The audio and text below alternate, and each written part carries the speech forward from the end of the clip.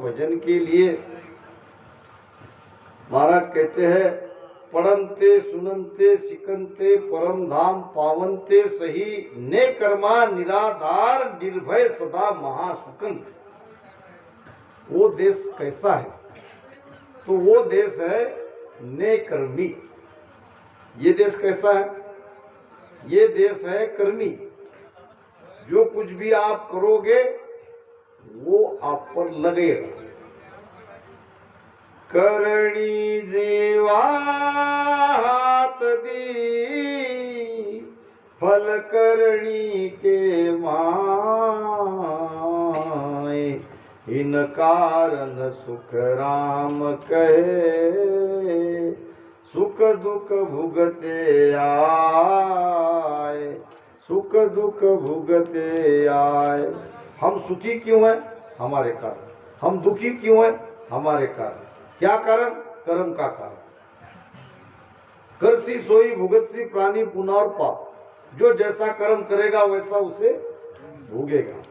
अभी बताए, कहे कहे मार धीरावे सोई, कहे कहे मार धीरावे सोई, यूं लोह ताव पड़े यूं सोई, यूं लोह ताव पड़े यूं आई, ये सब काम तुम्हारो होई, ये सब काम तुम्हारो होई। नहीं बचोगे। आपको कह कह के, आपको याद करा करा के आपको कर्म को भोगाया जाएगा। कैसे? जैसे लोहार कहाँ कहाँ घन से चोट करनी है ऐसा बताता है, यहाँ मारो, यहाँ मारो, और वो मारने वाला बराबर उसी जगह घन की चोट करता है। तो हमने जो कर्म किए हैं वो कर्म हमको वहां पे याद दिलाते हैं, ये तुमने किया अब भोगो, ये तुमने किया अब भोगो। ये कर्म के जंजाल में जीव ऐसा फंसा है, ये बाहर निकल ही नहीं सकता। ये बहुत बड़ी उलझन है कर्म की। कैसे? मैं आपको समझा देता हूं। कर्म है 3 प्रकार के, संचित, प्रारब्ध, क्रियमान। संचित किसे कहते हैं? संचित कर्म कहते हैं कि हमने अब यही हमारा मनुष्य जन्म अभी मिला ऐसी बात नहीं है। इसके पहले भी हम मनुष्य थे। युगों युगों से हम ये 84 लाख योनि के चक्कर में घूमते हैं।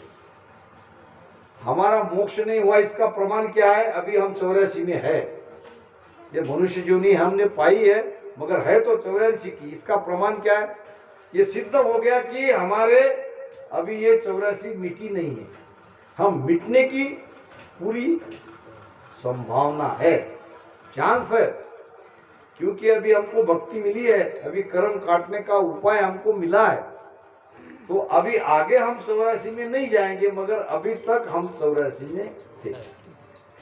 अब ये 84 लाख योनि में जब जब हम मनुष्य बने तब तक हमने कुछ न कुछ किया। कुछ अच्छे भी काम किए तो कुछ बुरे भी काम किए। ये है कर्म। अब हमें पता नहीं है हमारे कितने कर्म हैं। हमें केवल वो संचित कर्म में से 100 साल का प्रारब्ध मिला है। मान के चलो 100 साल हम प्रारब्ध कर्म लेके आए हैं। प्रारब्ध कर्म लेके आए यानी कहाँ हमारा जन्म होगा, हमारे जीवन में क्या क्या सुख दुख होंगे, कितने बच्चे होंगे, गरीब होंगे या रईस होंगे, किसके साथ क्या हमारा लेना देना है, ये सब पहले ही लिखा हुआ है, पहले ही स्क्रिप्ट तैयार है। जैसे कंप्यूटर में बताया जाता है ना क्या क्या होने वाला है, सब बताता है कंप्यूटर। उसी प्रकार हमारे साथ क्या क्या हो रहा है, ये जीवन हमारा कैसा बीतेगा, ये पहले ही लिखा गया है। पहले बना प्रारब्ध, पीछे बना शरीर। पहले क्या बना?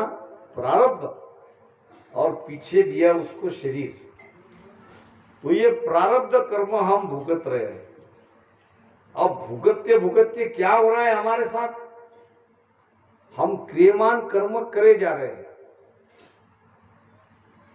अच्छे करते हैं, बुरे करते हैं, जो भी करते हैं कर्ता भाव आके, वो सब कर्म ही है। किसी की निंदा करते हैं, किसी के दोष लगाते हैं, किसी के बारे में बुरे सोचते हैं, किसी की महिमा करते हैं, तो महिमा वाला फल तो अच्छा ही है। तो ये जो हम दो कर्म एक साथ हो रहे हैं, एक तो प्रारब्ध भुगत रहे हैं, सुख दुख के चक्कर में पड़े हैं कर्म के कारण, और हमारी नासमझी देखो, हम समझ नहीं पा रहे, और भी नए कर्म करे जा रहे हैं। पुराने खत्म नहीं हुए, संचित वैसा ही पड़ा है। संचित को अभी हाथ नहीं है, संचित कर्म हमारा वैसे की वैसे ही पड़ा है। केवल उसमें का 100 साल का प्रारब्ध लेके आए हैं, और प्रारब्ध भुगतते भुगतते और क्रियमान कर्म कर रहे हैं। दरिया नर्तन पाय कर, कियो न राम उचार, बोझ उतारन आया था, ले चल्या सिर भार, ले चल्या सिर भार। कौन सा बोझ उतारना था? संचित का। संचित को खत्म करना था, प्रारब्ध को भुगतना था, और क्रियमान नहीं होने देना था। यह है सीख। मगर सब इस बात को समझ नहीं रहे। संत तो कहते कहते चले गए। क्या कहूं, इतना कहूं, कहां बजाऊं ढोल। संतों ने कहा है, कहत कबीर मैं कहता फिरूं, और तुम नहीं सुनते तो मैं क्या करूं। अब संत करेंगे क्या? हम सुन भी नहीं रहे, हमको कान होके भी ये सुनाई नहीं दे रहा है कि ये जीव इस कर्म के फंदे में ऐसा जकड़ा है, ऐसा जकड़ा है, ये चाहकर भी इसमें से निकल नहीं सकता। एक ही उपाय है, राम भजन। अगर भजन करोगे, के सुख राम शरण हर तेरी, ऐसी मोय बताई, के सुख राम शरण हर तेरी, ऐसी मोय बताई, भजन कर्या सो कर्म कटेला, कटे पलक के माई, भजन कर्या सो कर्म कटेला, कटे पलक के माई, राम कटे पलक के माई। क्या बताए महाराज ने? ये सुखराम शरण सदगुरु। अच्छा, शरण किसको कहते हैं? कभी शरण के बारे में सोचा है? मैं आपको अर्थ बताता हूं, आप अपने आप को जांच लेना, आप शरण में हो कि नहीं हो। मैं कैसे आपको परखूं? मैं आपको शब्द का अर्थ बता देता हूं। शरण किसको कहते हैं? हे सुखराम शरण हर तेरी, ऐसी मोह बताई। सदगुरु ने क्या बताया कि सदगुरु के शरण में जाओ और भजन करो, तुम्हारे कर्म पलक में कट जाएंगे। फिर कभी हमने जांचा हमारे कर्म कटे कि नहीं कटे? क्या कहीं लिखा है महाराज ने भजन करने के बाद हमारे कर्म कटे कि नहीं कटे इसकी कहीं परीक्षा है? कर्म काट पद में मिले जब ऐसा होई, कर्म काट पद में मिले जब ऐसा होई, सुख दुख तो व्यापे नहीं, अंग पलट न कोई, सुख दुख तो व्यापे नहीं, अंग पलट न कोई, जब लगत न डर उपजे, शीस कारो खावे, जब लगत न डर उपजे, शीस कारो खावे, तब लग जन पूथा नहीं, पाछा फिर आवे, तब लग जन पोता नहीं, पाछा फिर आवे, कर्म काट पद में मिले जब ऐसा होई, सुख दुख तो व्यापे नहीं, अंग पलटे न कोई। ये महाराज ने आप सबके सामने क्या दिया? आईना। आईना में क्या देखते हैं? हमारा रूप, हमारा चेहरा। यह है ज्ञान दृष्टि का आईना। इसमें देख लो आपका भजन कहाँ हुआ है। 10वें द्वार में हो कि 10वें द्वार के बाहर हो कि त्रिकुटी में हो, ये बताएगा आपसे। ये ज्ञान बताएगा। कर्म काट पद में मिले जब ऐसा हुई। भजन कर रहे हो, अच्छी बात है। आपके कर्म पलक में कट गए, बहुत अच्छी बात है। आपके पर कोई बाकी कर्म नहीं रहा, हाँ नहीं रहा, देख लो। सुख को सुख मानते हो, दुख को दुख मानते हो, काय का कर्म कटा? मैं यहाँ पे कह रहा हूं महाराज का ज्ञान का आधार लेके नहीं कटा। सुख में भी हम सुख को सुख मान रहे हैं, दुख को दुख मान रहे हैं, तो कर्म नहीं कटा, जगत के जैसे ही अभी है। हाँ, थोड़ा बहुत भजन किया, सत्संग सुनी, ज्ञान सुना, ये फायदे वाली बात है, मगर बात हुई नहीं। महाराज जो कहते हैं वो जमा नहीं। सुख दुख तो व्यापे नहीं, अंग न पलटे कोई, नार पुरुष की गम रहे, चमक जन बैठा। स्त्री को स्त्री की नजर से देखता है, पुरुष को पुरुष की नजर से देखता है, तो अभी कर्म है, अभी ब्रह्म ज्ञान नहीं हुआ है।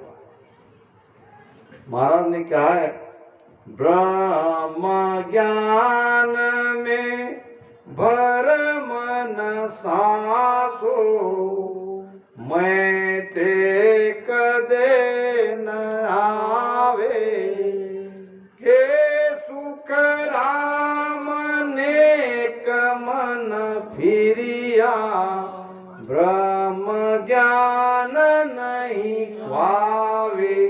क्या रखा महाराज ने? सारा निर्णय तो कर दिया। ब्रह्म ज्ञान में भरम न सासो।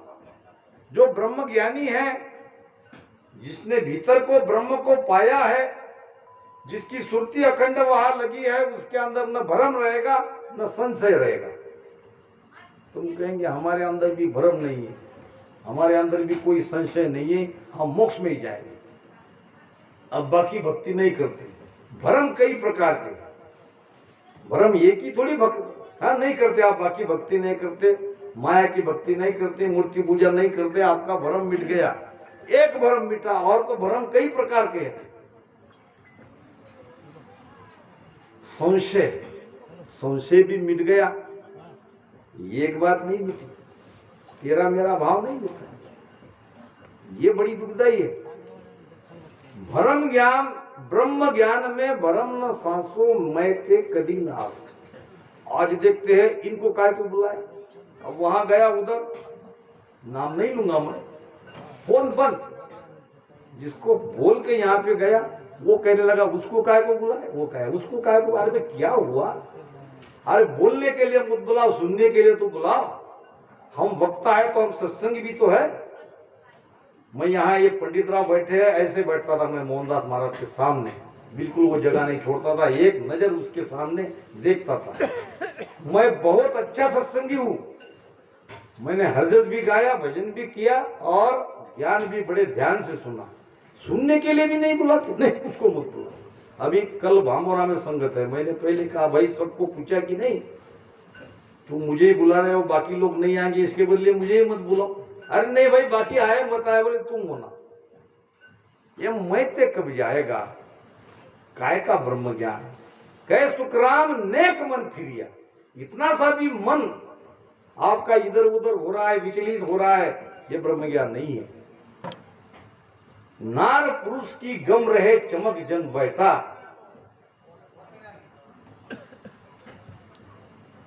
वेद व्यास के लड़के सुखदेव जी महाराज बाल ब्रह्मचारी थे। माया क्या है और माया का प्रभाव क्या है ये उसने जान लिया था। अब रास्ते से कहीं जा रहे थे और आगे था तालाब। अब तालाब में कुछ लड़कियां निर्वस्त्र नहा रही थी और ये रास्ते से जा रहे थे सुखदेव जी महाराज। सुखदेव जी महाराज को देखकर न लड़कियां शर्माई, न उसने अपने वस्त्र पहने, न उसने नहाना बंद किया। अब 80 साल के बुढ़े उसी रास्ते से व्यास जी गए और व्यास जी को आते देखते ही सारी लड़कियां ने अपने कपड़े पहन लिए और छुप गई। व्यास जी कहने लगे, बेटियों तुम तो मेरे बेटी पोती के बराबरी की हो और मुझसे तुम शर्माती हो। अभी जो जवान लड़का मेरा गया था उसके सामने तो तुमने, जिसके सामने शर्माना चाहिए था वहां तुम शर्माए नहीं, और बुढ़े को देख के तुम अपने अपने वस्त्र पहन रही हो, क्या मैं कारण जान सकता हूं? लड़कियां ने बड़ा लाजवाब जवाब दिया। उसने कहा महाराज वो है और आप मतलब, अरे उनकी भावना ही नहीं है। स्त्री को स्त्री की नजर से नहीं देखता है, पुरुष को पुरुष की नजर से नहीं देखता है, वो ब्रह्मज्ञानी है, उससे क्या शर्माना। और आप ब्रह्मज्ञानी नहीं हो, आप कितने भी बूढ़े क्यों न हो, आपका मन जवान है, इसलिए आपको देख के हम शर्माती है। तो ये ब्रह्म ज्ञान में नार पुरुष की गम रहे चमक जन बैठा, डरता है। और एक कथा याद आ गई, थोड़ा समय है अपने पास। सुखदेव जी महाराज और नारद जी, इन दोनों में ब्रह्मचारी कौन है इसकी परीक्षा राजा जनक ने करवाने की बात ठान ली। अब दोनों को बुलाया, मगर दोनों सर्वश्रेष्ठ ब्रह्मचारी थे, ब्रह्मज्ञानी थे। अब नारद को बड़ा कहे कि सुखदेव जी महाराज को बड़ा कहे। राजा जनक सोच में पड़ गए। राजा जनक को चिंताग्रस्त देखकर उसकी पत्नी आई और कहने लगी, महाराज आप चिंताग्रस्त क्यों? राजा जनक ने कहा, बड़ी समस्या हुई है कि दो महात्मा आ रहे हैं, अब दोनों में असली ब्रह्मज्ञानी को खोजना है, अब कैसे खोजूं?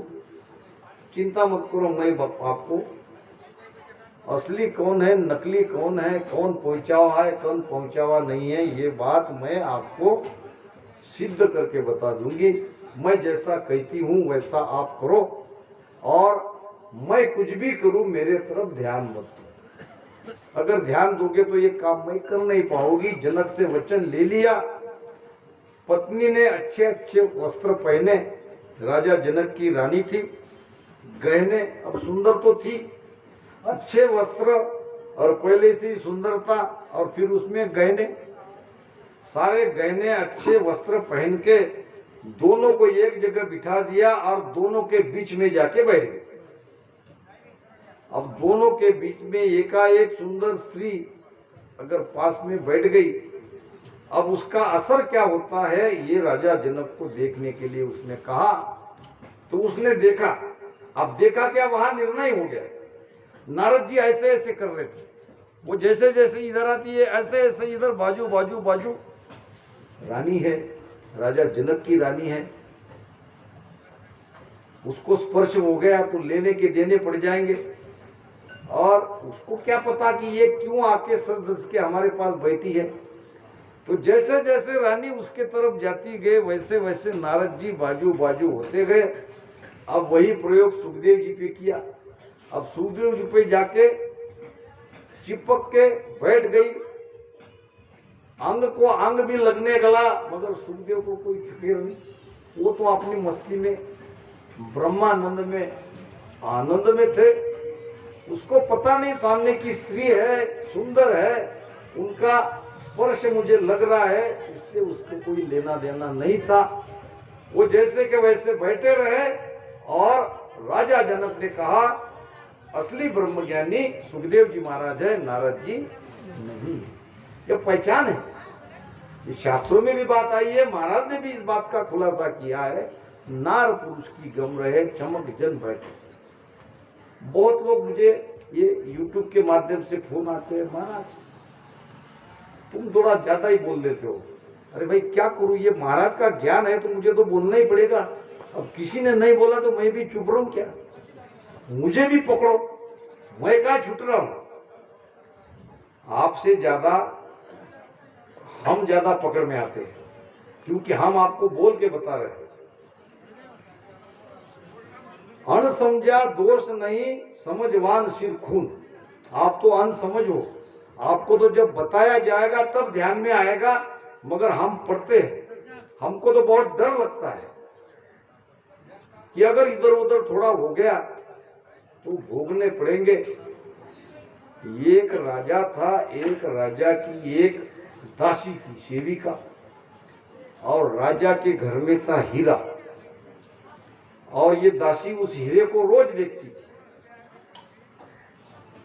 कामी का गुरु कामिनी और लोभी का गुरु दाम। ये गुरु है। कामी व्यक्ति का गुरु है कामिनी। जब तक कामिनी सामने न आ जाए काम नहीं जगेगा। लोभी के सामने दाम नहीं आए तो लोभ नहीं जगेगा। अब वो दासी लोभी थी और सामने हीरा पड़ा था।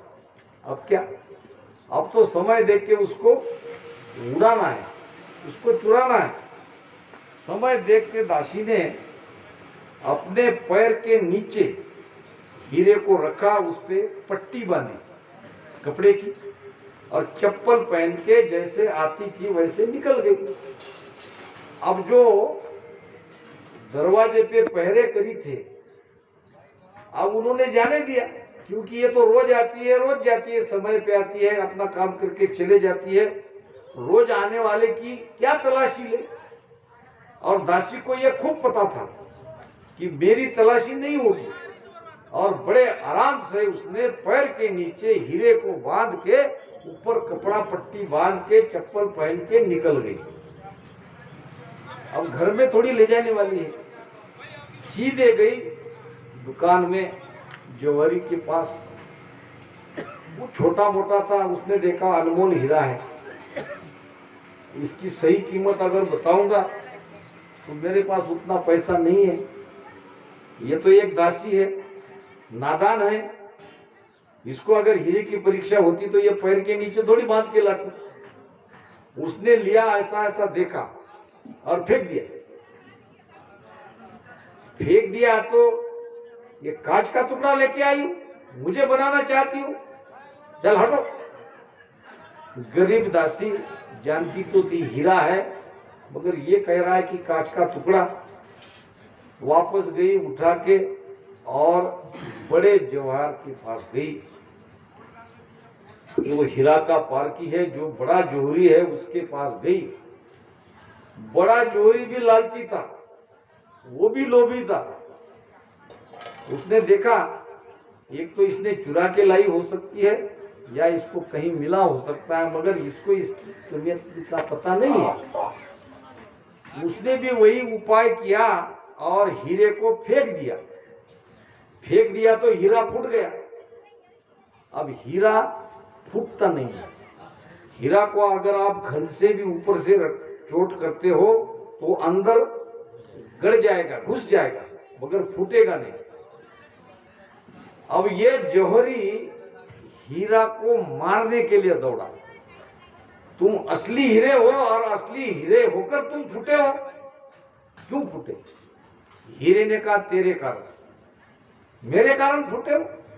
उस दासी ने तुमको पैर के नीचे पैर में बांध के लाए, तुम्हारी कीमत नहीं करी तब तुम फूटे नहीं। उस जोहरी ने तुमको फेंका तब तुम फूटे नहीं, और मैंने तुमको फेंका तो तुम फूट गए, ऐसा क्यों? तो वो कहने लगा तुम समझवान थे, वो नासमझ थे। दासी को मेरी परख नहीं थी, मेरी कीमत का पता नहीं था, और छोटे जवारी भी मेरी कीमत को थोड़ी बहुत जानता था, मगर उसको भी मेरी असली कीमत का पता नहीं था। मगर तुम तो समझदार थे, तुमको तो पता था, तुमको तो पता है मैं करोड़ रुपए का हूं, और करोड़ रुपए का आप मुझे मान के भी चलते थे, मगर हथियाने के लिए आपने मुझे फेंका और मैं फूट गया।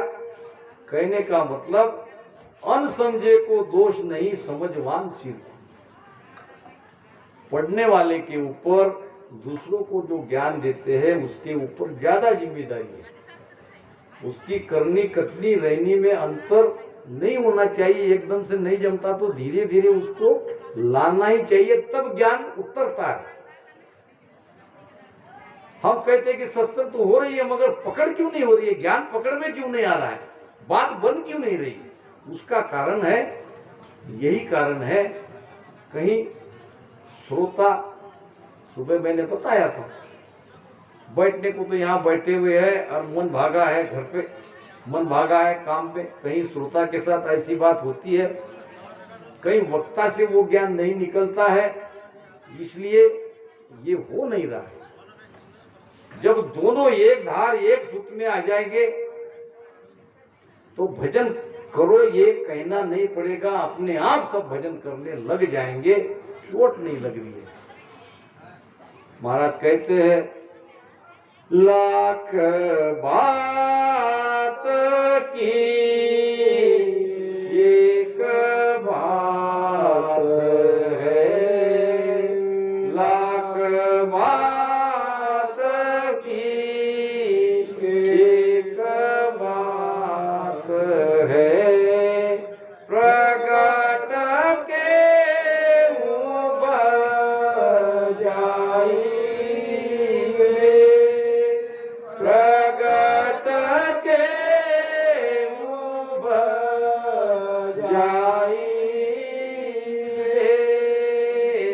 सतगुरा जी सुमाना धोरण लागा, सतगुरा जी सुमाना भूजन लागो, जब बनसी घट माई रे, जब बनसी घट माई रे, आनंद लोक तुरे बंधा वे हंस जासी, आनंद लोक तुरे बंधा वे हंस जासी,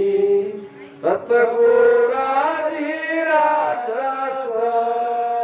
गावे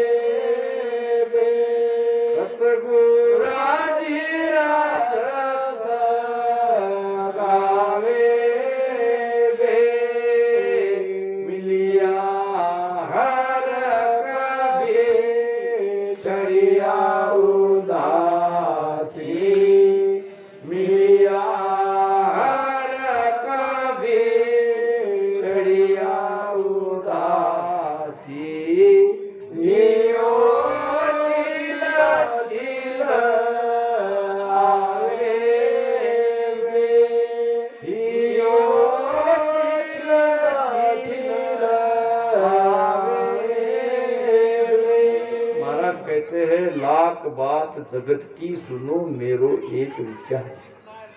जगत की लाखों बातें मानो मत मानो, मेरी एक ही बात मानो। तीन ही बात को आपको पकड़ना है। संत मिलने के बाद खुशी, आनंद आना चाहिए भीतर से। तन छीना मन रेवे उनमुना, बोले शब्द सु प्यारा। संतों की परीक्षा भी की है। जा दिन सदगुरु दर्शन जाता, पाव गुगरिया बांधा, ये प्रमाण बताए। साधु आवत हर्षिया, जावत दिया न रोए, कहे कबीरता दास का भला कैसे हो। संत आने के बाद आनंद के आंसू, विरह के आंसू आने चाहिए, और संत जाने के बाद दुख होना चाहिए, और सदगुरु का डर रखना चाहिए। ये सब धारण करके भजन करो, कल्याण हो जाएगा।